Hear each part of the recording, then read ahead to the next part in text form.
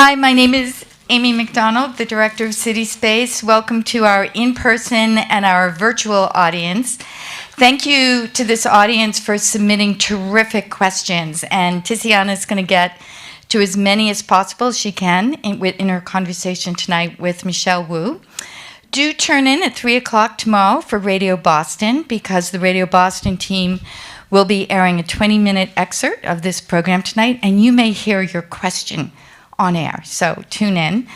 On Thursday, this Thursday, the 21st, we're having Tiziana, we'll be back with Tiziana and Anissa Isabi-George. If you'd like to register or submit a question, it's the same format. Go to www.wbur.org/events. Thank you for being here. Please turn off your cell phones if you haven't already. Tiziana, take it away. Thank you. Can you hear me comfortably? Yep.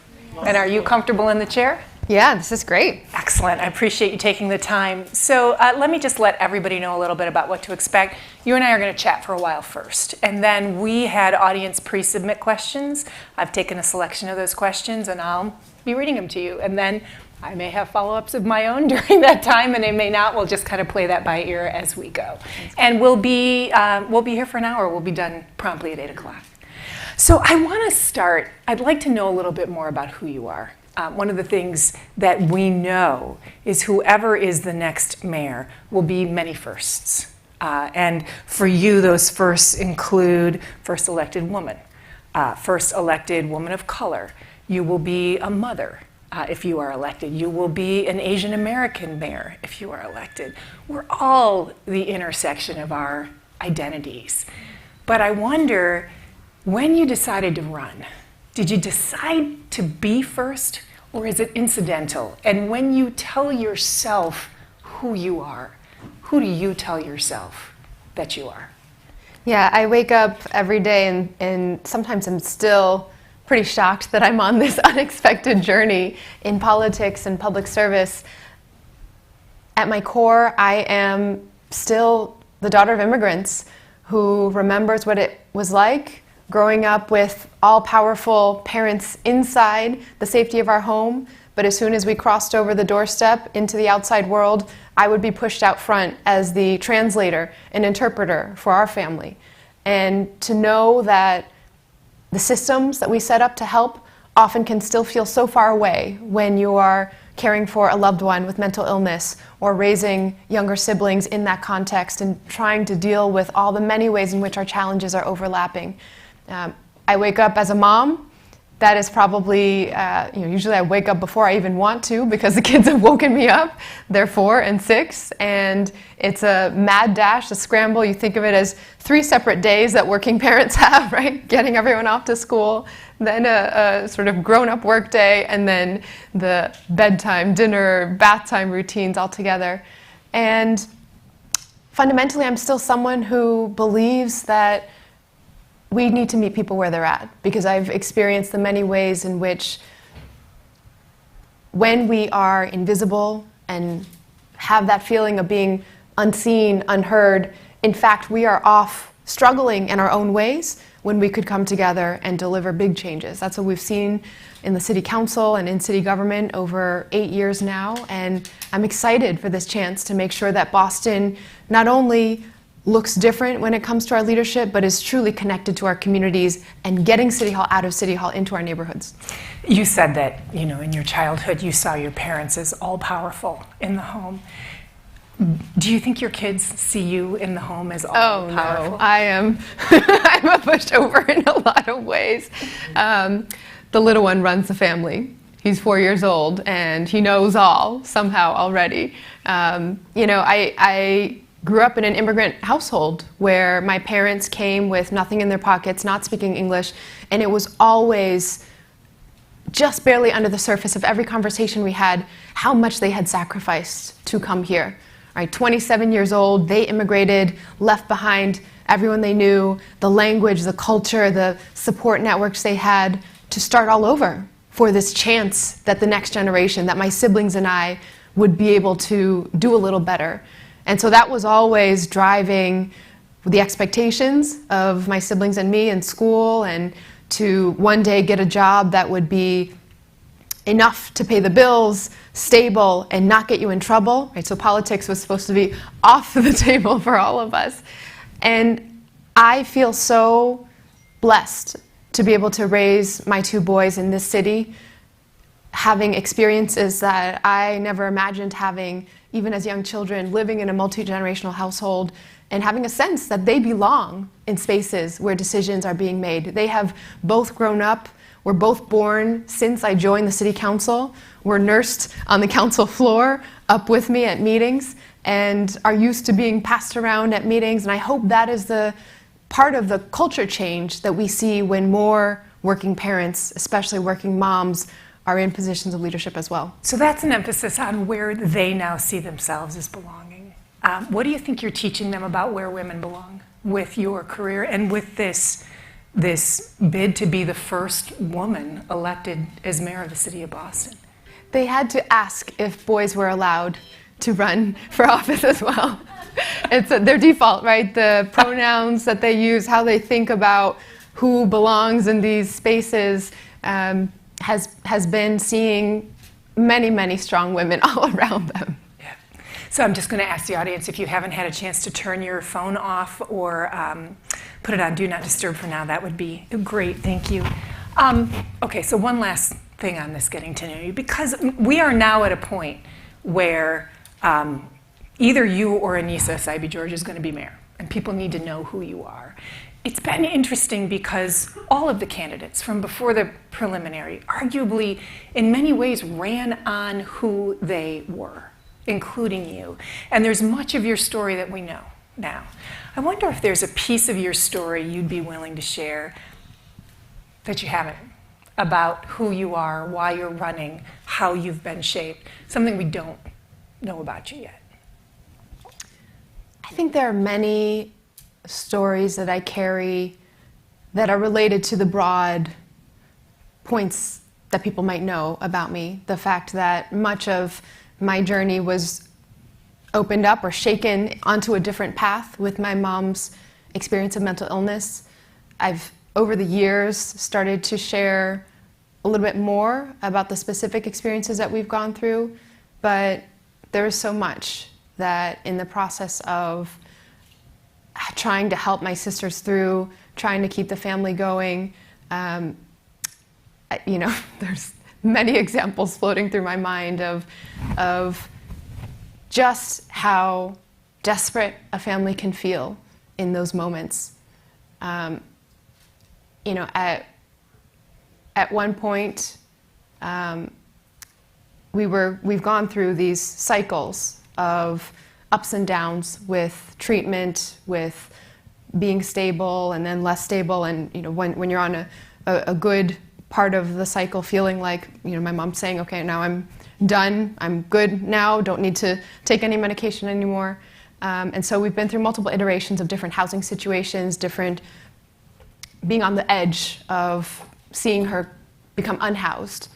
And there was one period where, after she had become stable again, had been in Boston with us for some time, decided that she was all better and wanted to go back and live on her own again.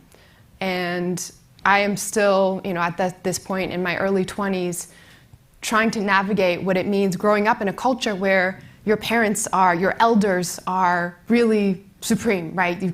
It's ultimately about filial piety and deferring to those who raised you, and the ultimate respect that garners. And so when your mother in that situation says, I'm ready, I'm independent, and I'm doing this, I'm going back and living on my own again, we said, okay, well, we'll see how it goes. And just very quickly, over a period of months, went back during a school break to go check on her, and it was just hoarding everywhere, an infestation of rodents everywhere, and extreme paranoia back again, right? Saying, refuse to let anyone in the house to help take care of any of the situation. And there was a moment where I just sat down and cried because I was going to have to pull it together that weekend that I was home, for a nice visit. I expected to be in a situation where I'd get to see, how things were progressing, and it had all fallen apart. I went out to Home Depot, bought hundreds of mouse traps, laid them all, refreshed them, got rid of, disposed everything over and over and over again until it got a little bit more under control just over that weekend. And that was a moment where I knew I couldn't listen again. If there was another pushback of I'm good, I'm on my own, I'm going to do this, that was where it really flipped of, okay, I really have to step into this role now and be head of household and make sure that she's okay, even when she may think that there are spaces where she is still the mother. We are in a very different relationship now. First, thank you for sharing that story. And second, I'm sorry that you had that experience. It makes me think of the power that people who have supported you have talked about that you bring into a room, this kind of unassuming power that in Anthony Brooks's profile of you this morning, somebody referred to you as a grenade, right? Small but powerful. And do you think through those experiences you found a different kind of power than other leaders have? How would it come into the office with you? It's the power that I hear in our family stories all across the city. Right? When people are put in impossible situations, having to choose between putting food on the table or keeping a roof over their head because our systems have so failed, our families are still finding a way to put one foot in front of the other against all odds. And I know what that feels like, to have to find it inside somewhere when you think there's nothing left to just make it happen because you're going to be there to take care of your family. And it just drives me that much more to make sure that we can do everything possible so that people don't have to be in those situations. This is the point of government, to do big things together that we can't do on our own, to put our collective power and resources and community together to ease that burden, to make it reasonable for a working mom who's trying to juggle childcare and school obligations for the kids and getting to work and earning that income. This is one of the wealthiest cities in the world. We are in a mecca of higher education and healthcare and so many resources. And yet, when you hear the stories of how big the gaps are in our city, when you set foot and walk into each one of our Boston public high schools, as I have, to see firsthand, it is heartbreakingly unacceptable, the situation that so many of our families are in, because we have delayed or chosen not to act with the power that we do have. And so I don't see this as an individual person, possessing some rare personal quality or character trait. It is the lived experiences of knowing what it means when government doesn't work and people fall through the cracks, matched with the privilege and blessing I've had to now be able to be on the other side of that, inside government for a decade now, working for Mayor Menino, and now 8 years on the city council, seeing that we can close these gaps. We can make a huge difference when we choose to, and when we choose to take on those actions. You said a minute ago, you used the word reasonable, that it ought to be reasonable for families. What's reasonable housing for families in the city of Boston? What does reasonable look like? Well, we even have clear standards that have been set by the federal government, right? That when you earn an income, no more than 30% of what you're earning should be going to paying your housing. More than that, and you are starting to have difficulty paying your bills and the other parts of your lives, much less what everyone deserves, which is the ability to also support having fun and taking time with your family and being with friends and enjoying the leisure and nightlife and entertainment in your community. But what we know is that in Boston, nearly 2/3 of our residents are renters. Half of all of our renters are paying more than that affordable share of their income.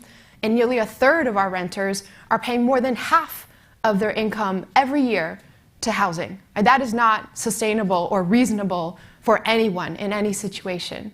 And so housing is, as we've seen in the pandemic, it's not just where you lay your head at night and where you go when it's cold outside. It is health, it is life or death, it is your childcare situation potentially, how close you are to the supports you need in your community. It is opportunity, and it is perfectly reasonable for us to expect, demand, and fight for everyone to have that stability in our city. Why do you call it rent stabilization instead of rent control? Is it something different? Is it a different phrase for the same thing? I lean into the fact that we need to take every possible step, use every possible power that city government could have to keep families in their homes. You know, according to some in the more technical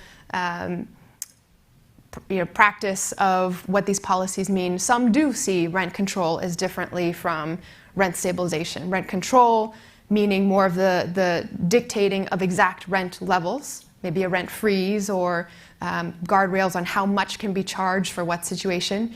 And rent stabilization, talking more about the increase or the rate of change of those rents.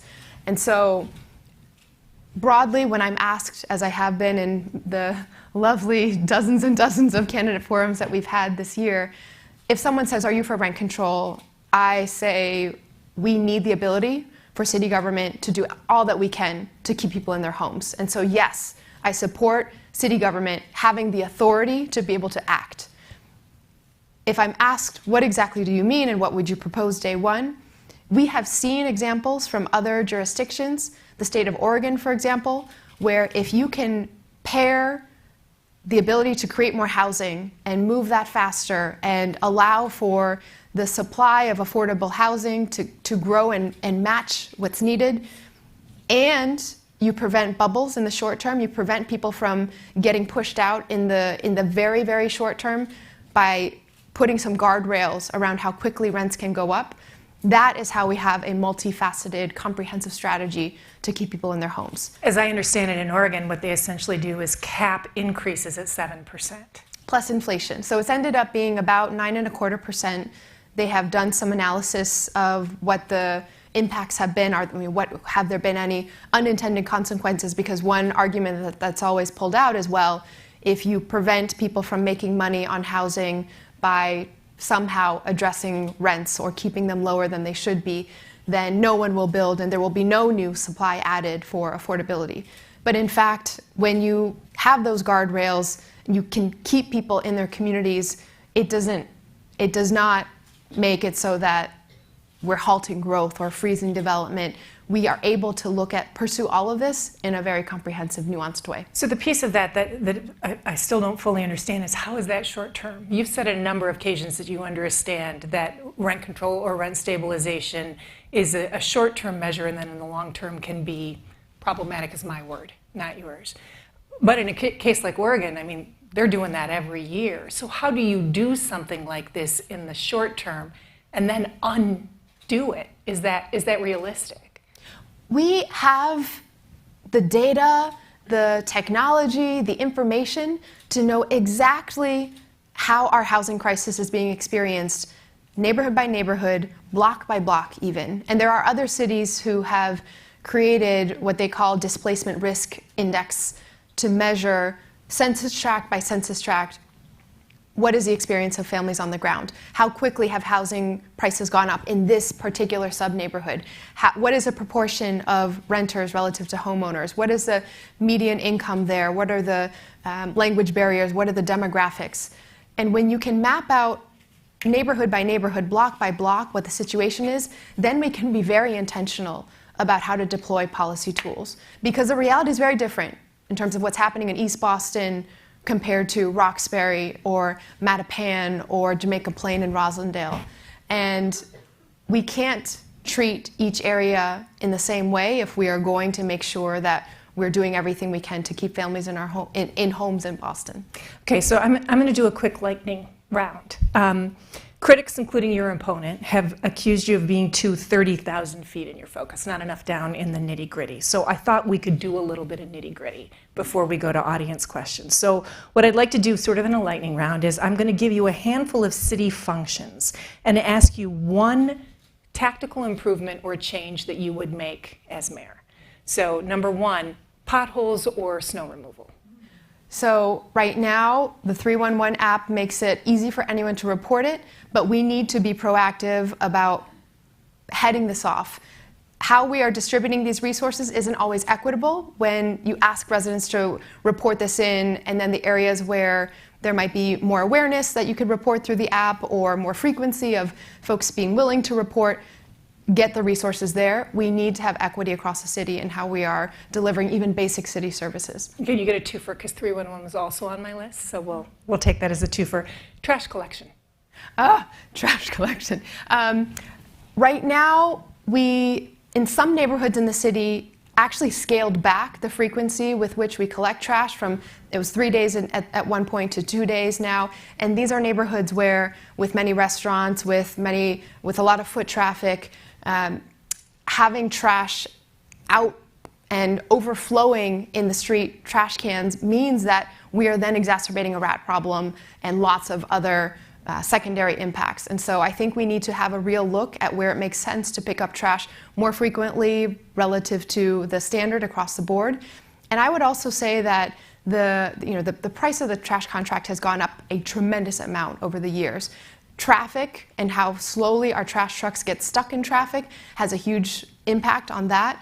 If we were to be very clear about how delivery trucks and larger trucks, including trash trucks in general, could access our streets, that would help with the flow of traffic, and that would end up coming back to save us money on our contract as well. Okay, let's do one more. The quantity and health of the trees in the city. This is a passionate area for so many residents across the city. If you are knocking on doors, people are extremely attached and upset that often trees will perish in front of their houses, our street trees in the pits in the sidewalk, and then we won't have a replacement for a long time, or the replacement will be planted at a time of year when it actually is not ideal for survival and there's not been a conversation about how to maintain that tree. New saplings are very, very vulnerable in the first year and a half that they're there. We need to have the watering bags filled up with enough resources to maintain that. As of right now, there are about 30,000 street trees in Boston, meaning trees in our sidewalks. 2,000 of our pits that are cut in the sidewalk for trees are currently empty. Right? So right away, we should be able to fill those, but make sure that we're maintaining and helping those trees to survival in partnership with community. I'm committed to doubling the number of street trees in Boston over a 4-year term, because this is the most effective and efficient emissions reduction technology we have. And growing our tree canopy wouldn't just provide cleaner air for our neighborhoods, but it would help address the disparity in temperatures as well. There's a 10-degree difference between leafy West Roxbury and Roxbury, where we don't see as many trees and much more asphalt. That 10 degrees in urban heat island effect means the health and safety of outdoor workers or seniors or young people. And so trees is one place where the Boston Green New Deal gets very concrete. Okay, so I have 8 million more questions, but I think it's time to go to some of our listener questions. And what we did, folks, we asked people to submit their questions in advance. We had many more than we're going to get to. We selected a subset that represented a range of issues, would be of interest to the broadest number of people watching here in person and at home, and where we could fact check to make sure that we were asking accurate questions or could note where there was something inaccurate in the question. So I started with a biographical question with you, and I'm going to start with one from somebody who submitted. So this is from Carissa, who is at Northeastern, and Carissa asks, how has your identity as an Asian woman shaped the way you approach progressive leadership? As a young Asian American woman myself, it has felt alienating at times to be at odds with my community, one that, for a myriad of complex reasons, can be hesitant to embrace progressive ideas.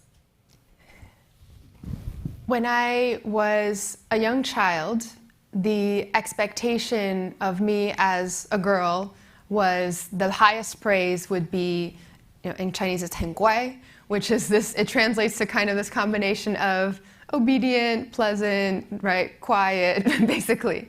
And so being in this field where, in moments where you're on the debate stage or when you are in the midst of a heated hearing about pushing back on a corporation that is taking advantage of Boston residents, that 很乖 model doesn't really apply.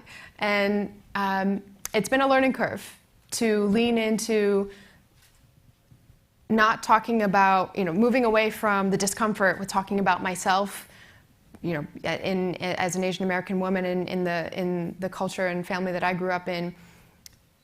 You're supposed to leave the business of the family at home, right? Not discussed publicly.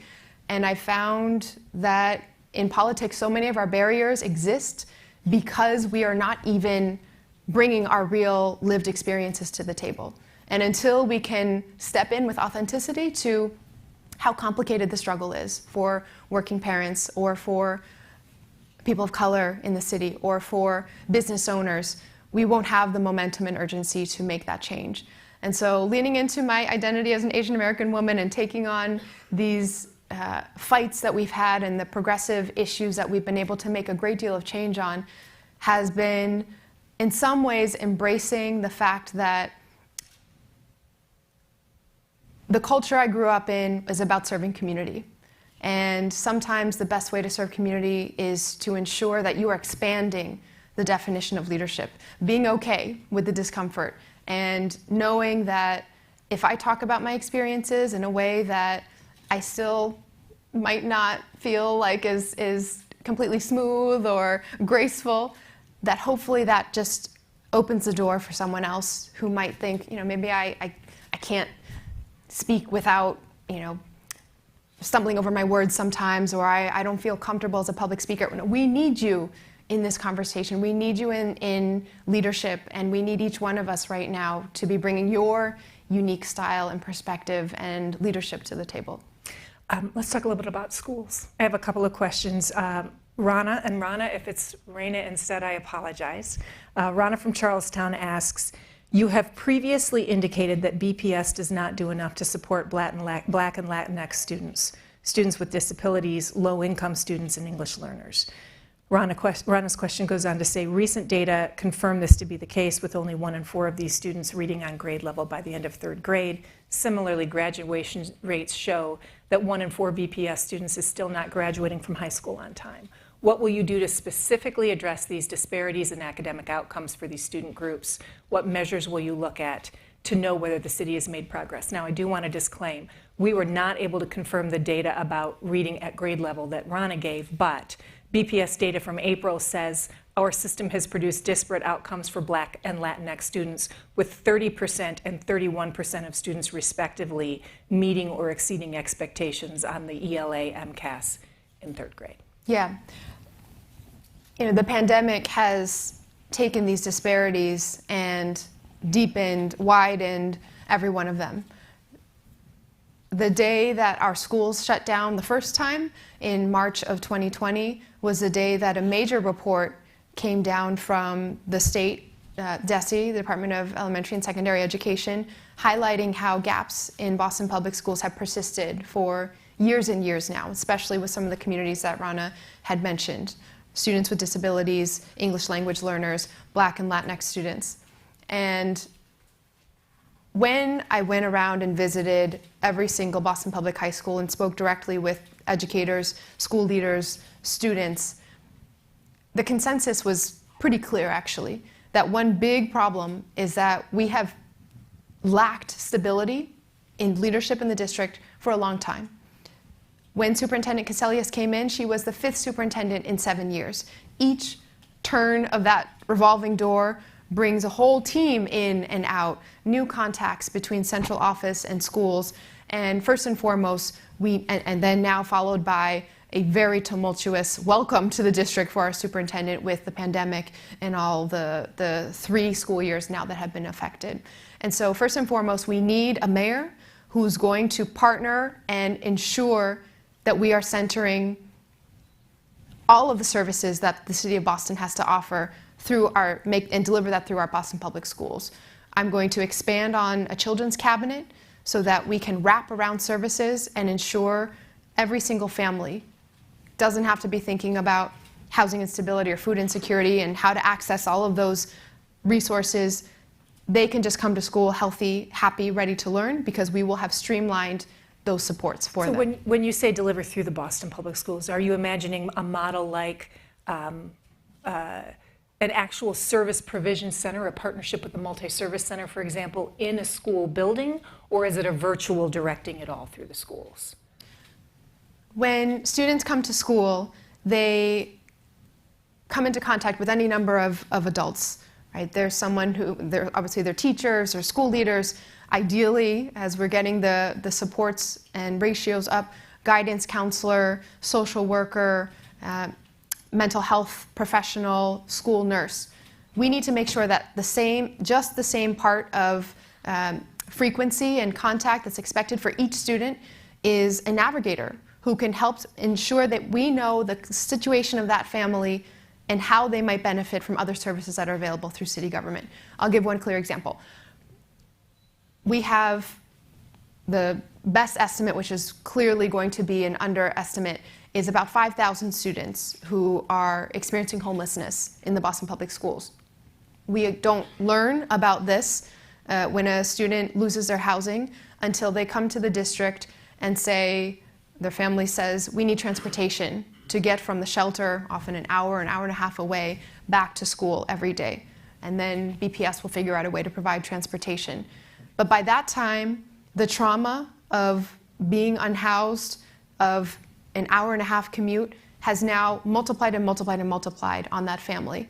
When our Office of Housing Stability, had we known this family was in distress and about to lose their housing, could have stepped in to provide rental assistance or help with utilities or payment with arrearages. We need to be in that close communication around everything that is going on in the community and in our families' lives that might spill over into the classroom that we can help support. So to Rana's point, what measures will you look at to know whether the city's made progress? The current administration, the superintendent's focus on absenteeism is a very, very important starting point. Of course, we need to be thinking about literacy and academic outcomes through the diagnostic tools that we have. But more importantly, we need to understand what our situations are household by household when it comes to food access, when it comes to housing instability, when it comes to the stability of jobs or mental health for family members in the household as well. Okay, I'm going to ask a question from Grace in Dorchester. It's the second half of Grace's question. What will you do to make sure special needs students receive the tutoring they need so that they will graduate with a high school diploma? What will you do to stop the special needs to prison pipeline? Thank you, Grace. We have seen in Boston over many years that the district is not only falling short of serving our families with students with disabilities, but often creating what feels like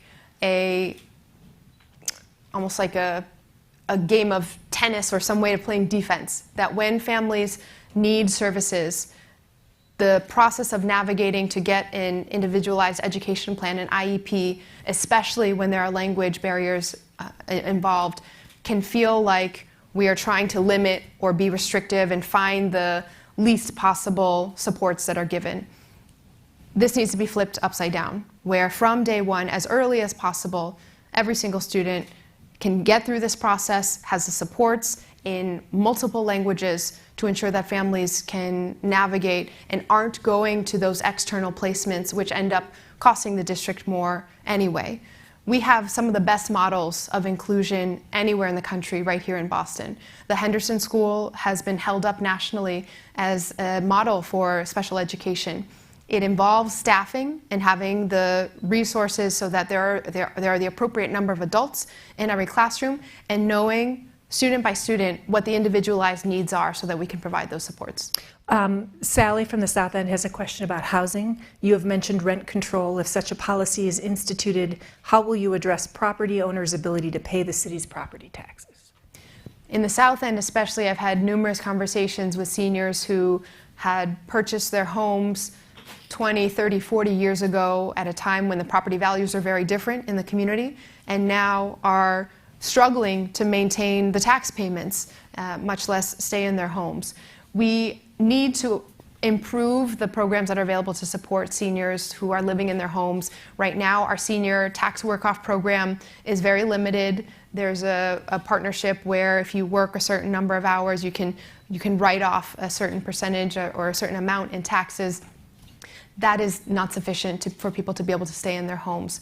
I proposed some new mechanisms for thinking about when a senior might have extra space in their home, if it's a multifamily home, of coming to a creative arrangement with a family who might want to purchase a home, but ensure that that senior is able to stay in that home and have the financing so that that is prearranged. We need to ensure that multi-generational housing is available, particularly for families who want to stay together all in one place, and that the conversation about rents and keeping renters in their homes and stabilized isn't at odds with landlords. In fact, our entire communities are stabilized when renters are able to afford their rents and able to remain in that partnership.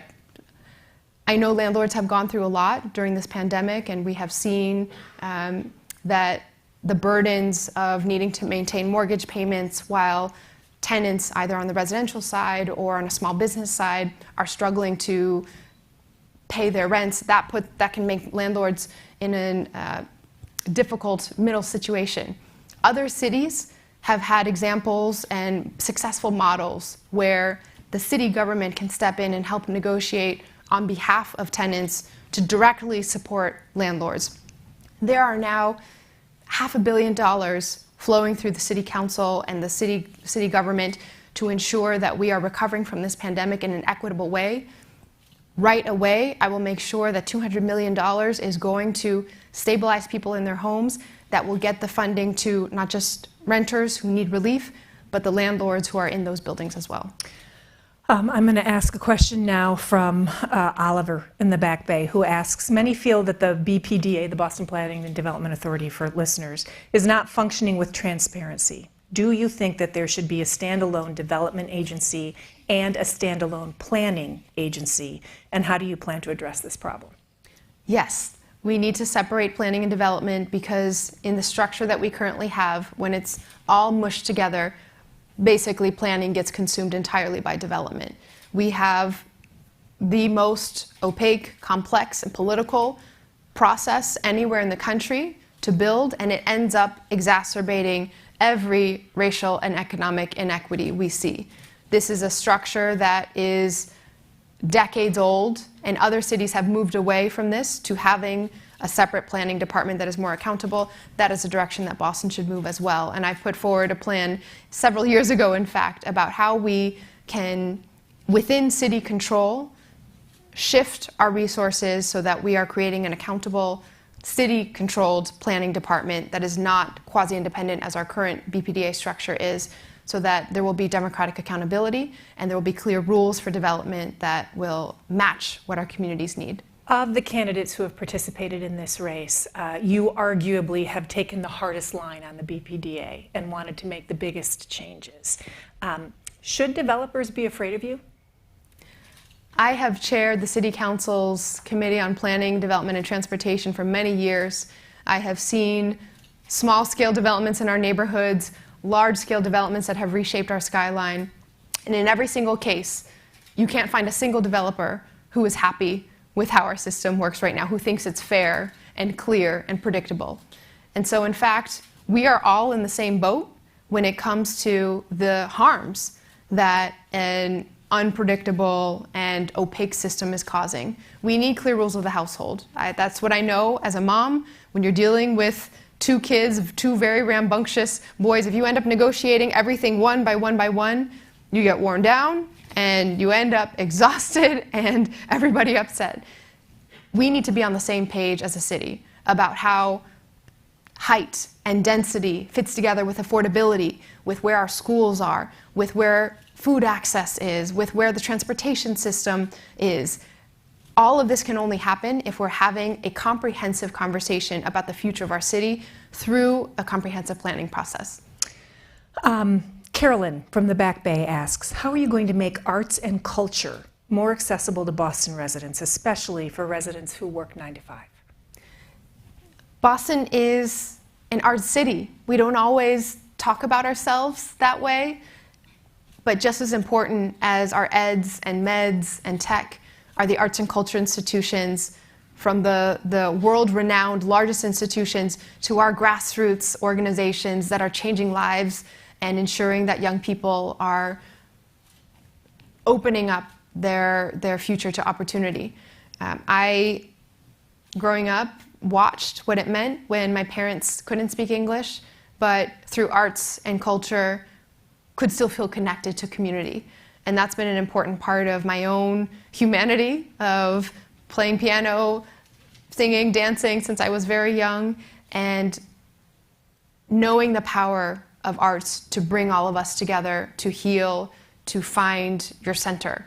That should be integrated into our school's curriculum so that every young person can access the arts, not just those schools that have figured out how to make the budget magic work so they can squeeze out a little bit extra for programming or community partnerships.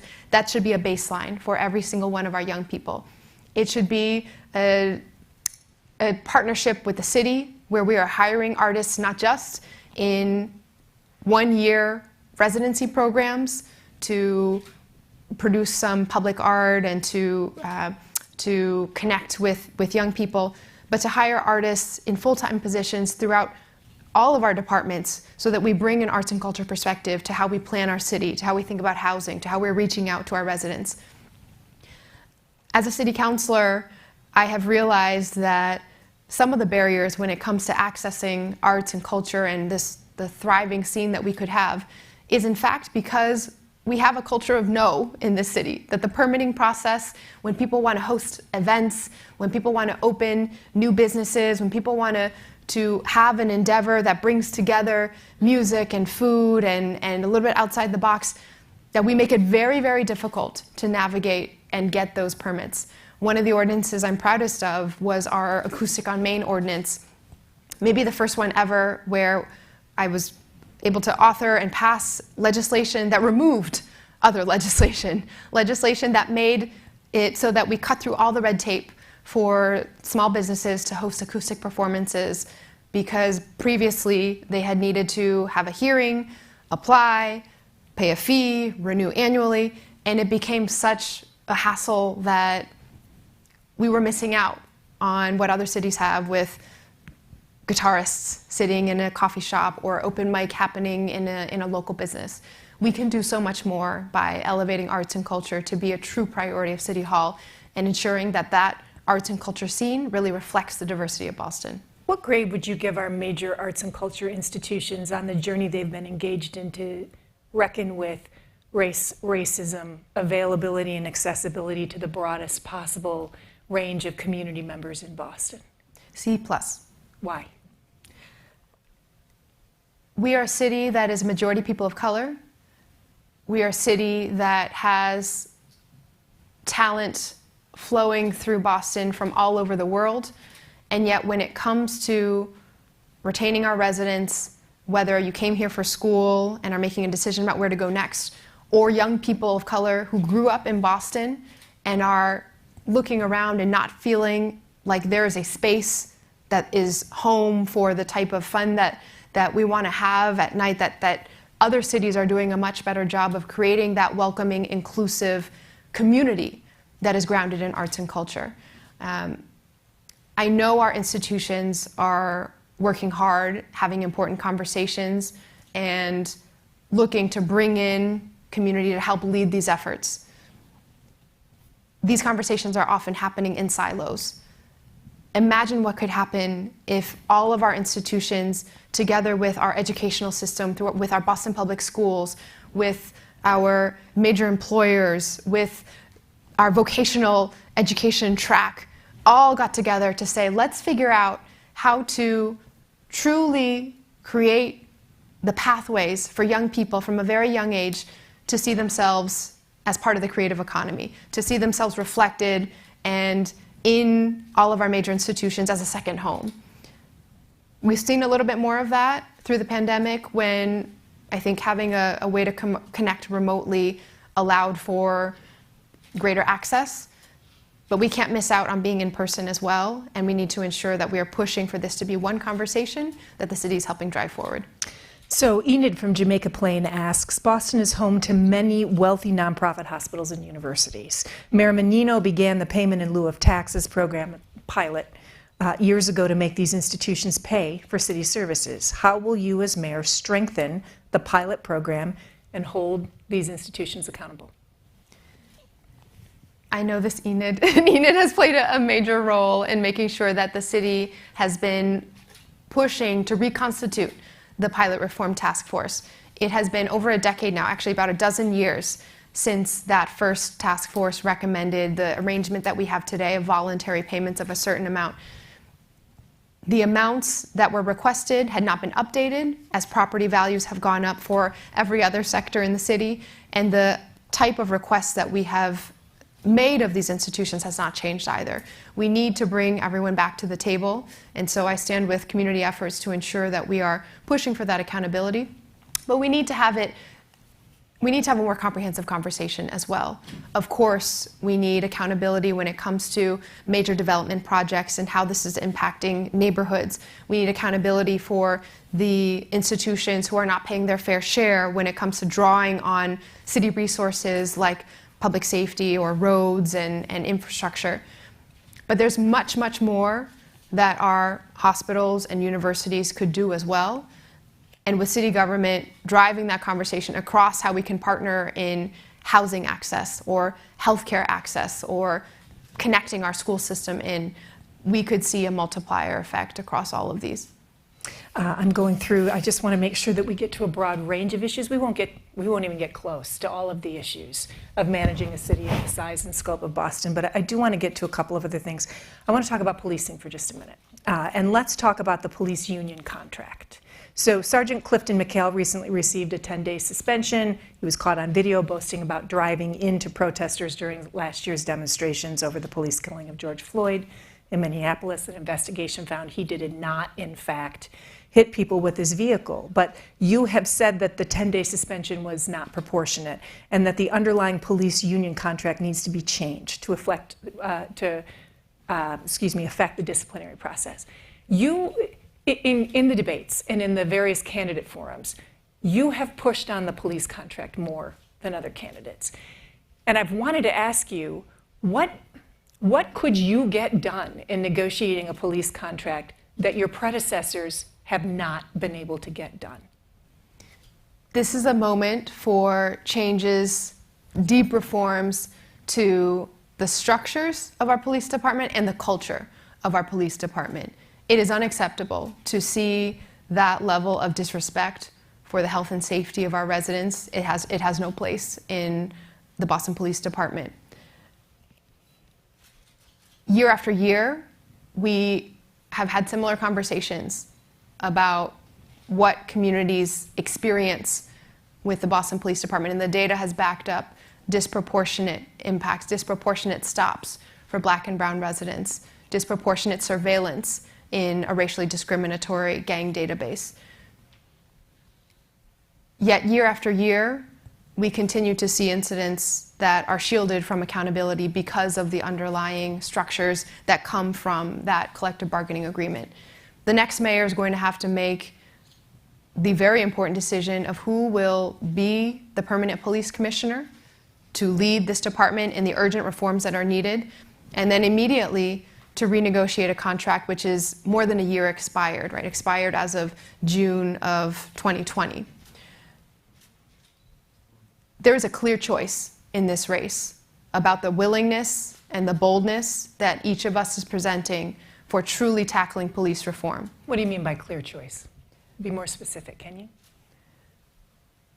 I have been leading on the council when it comes to rethinking the structures of policing, to lead with a public health lens, to address mental health issues that come in as crisis calls, not by sending armed law enforcement, which can introduce even more risk, but sending these to trained public health professionals.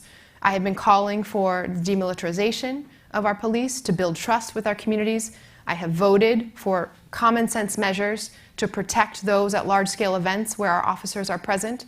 And I have pushed to dismantle structures of systemic racism that we see present in our department, such as the gang database. That is a difference in this race. And we can't afford to continue the status quo here. We have already seen the toll it continues to take on communities. We have seen the headlines one after another. Now is the time to have true accountability and transparency. Rein in our overtime that is wasteful and fraudulent. Use those cost savings to really invest in public health and public safety to meet residents with the services they need. That's hard. It's really hard. I mean, you look at cultural and police reform. We've just had a national conversation for a year and a half about modifying qualified immunity. It's not happening anywhere, really. Where do you see the traction here? What makes you think you can do it? So many of the things that Boston celebrates today, the steps that we've taken forward, the big changes that we have been proud to lead the way on, people said would be impossible and too hard to get done as well. Even in the legislation that we passed on the City Council, when it comes to banning racially discriminatory face surveillance, at first we were told, don't bother, you'll never get this passed with the resistance that will come from law enforcement and from others. But we organized and we stood with a coalition and kept expanding the conversation and pushing forward until Boston became one of the first cities on the East Coast, one of the largest cities to take this step. And now this has even rippled up to the state level as well. The moment that we are in is a hard moment on many, many fronts. When it comes to justice for our communities, when it comes to our housing crisis, when it comes to the dangers of climate change that are flowing right to our doorsteps. Now is the time for Boston to lean into our legacy, which is that we have always been the city to stand up and fight the important fights, because that is what we need and that is what we deserve. We've done it time and again in this city, right? Stopped highways that were already slated to go, having displaced and already razed buildings to the ground, but found a way to put affordable housing and parks in our community instead, when we stood up to say this is the moment where we are going to take a different kind of action. We need leadership to do that. You talked a moment ago about, for example, taking a different approach to if and how law enforcement interacts with moments of mental health crisis, for example, which makes me think of Mass and Cass. And it makes me think of Suffolk County Sheriff Steve Tompkins' proposal to use now available beds at the South Bay Correctional Facility to essentially involuntarily commit those who are already engaged in the criminal justice system for treatment in those beds. If you are elected mayor, would you A, stop him, B, help him, or C, some other option I'm not thinking of? The situation at Mass and Cass is unacceptable for any city, and for Boston to have turned the other way for so many years while it has worsened is something I'm not going to stand for as mayor. One of my very first hires is going to be a Mass and Cass cabinet chief who will report directly to me for full accountability to make sure that before the weather gets cold, we see a different situation there, that we will be increasing the outreach resources to connect people to services, we will be expanding treatment, we will be retrofitting city-owned or publicly owned buildings that can be available for supportive housing so that people will not be out in the cold this winter. Now, the sheriff and I have had conversations where we are clear there cannot be a criminalization of people seeking treatment and seeking services and housing. But what this conversation says to me is that there are buildings that are currently sitting empty that could be an important part of the solution. There are partners across city, county, regional, partners who could be an important part of the solution. And do you perceive Sheriff Tompkins' proposal as a criminalization? My understanding is that he is trying to ensure that there's a separate building with a separate public health-led approach. I haven't seen all the details yet, but in that case, we should have a conversation about whether a different agency, a public health agency, administers and runs the services there. I'm just going to see if there's one more short one that I can ask you. Cheryl from Brighton asks, how do you envision Boston as a city that is accessible to people with disabilities? And I think that will be our last question. We are a historic city that often has been built up not with accessibility as the forefront. And the resources that we have in Boston should go to making sure that we are truly a city for everyone.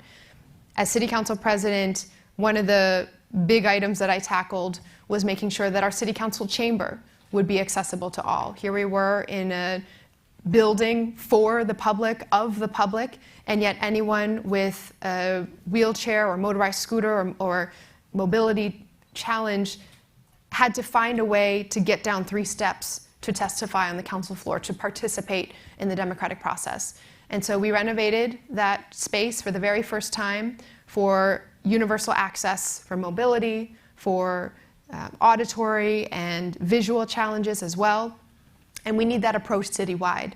Our commission, which exists in City Hall, the Commission for Persons with Disabilities, should have a much broader purview into each development being the baseline requirement for improving curbside access, for all of our buildings connecting to residents and having that accessibility. And so I've passed legislation to both remove barriers for those who speak a language other than English primarily, as well as for residents with disabilities to fully access city services. That is the model that we need to take citywide. So I'd like to give you a minute now. You can see me looking over your shoulder at the clock there. I'd like to give you about a minute now to make the rest of your case to the people who are listening tonight. Growing up, I never thought that I would be in politics because it seemed so far away. But as my family's challenges have shown me, we are all affected and shaped by the systems that our politics and government put before us. These systems are broken, and the pandemic has revealed just how urgent, just how big these gaps are. We cannot afford to continue the status quo and go back to that fragility that we all experienced. Now is the moment for Boston to truly set the stage, to truly lead and be a city for everyone. I'm proud to be building and part of a multiracial, multilingual, multigenerational coalition, not just for Election Day, but to deliver change in office. And so I'm running to take on the big challenges in Boston to ensure that we are all standing together and fighting for the future that our kids deserve, that their kids deserve, and that we know is possible in this city. Councilor Wu, I want to thank you for your time tonight. I want to thank our audience here in CitySpace and virtually, and to the many of you who submitted questions and became participants in the town hall. I do want to remind everyone that on Thursday evening, once again, we will hold a second town hall with Boston City Councilor Anissa Asaibi-George at 7 p.m. Please join me in thanking the councilor for her time tonight. Thank you.